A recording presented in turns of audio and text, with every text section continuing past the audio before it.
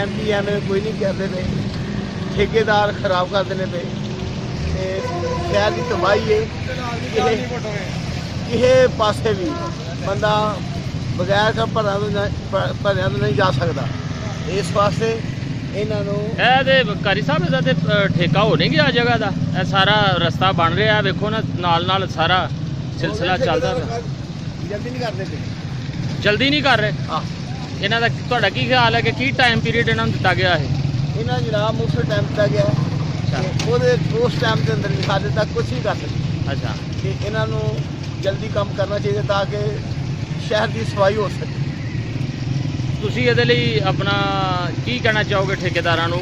ਕੋਈ ਸਰਦੰਸ਼ ਇਹਨਾਂ ਦੀ ਕਰਨਾ ਚਾਹੋਗੇ ਜਾਂ ਮਤਲਬ ਕਹਿਣਾ ਚਾਹਾਂਗੇ ਜੇ ਤੈਨੂੰ ਹੁਕੂਮਤ ਨੇ ਠੇਕਾ ਦਿੱਤਾ ਤੇ ਨਾ ਜਲਦੀ ਇਹ ਕੰਮ ਕੀਤਾ ਜਾਏ, ਇਹਨੂੰ ਕੰਪਲੀਟ ਕਰਨ ਤਾਂ ਕਿ ਜਿਹੜੇ ਸ਼ਹਿਰ ਨੇ ਆਸਾਨੀ ਗੁਜ਼ਰ ਸਕਣ।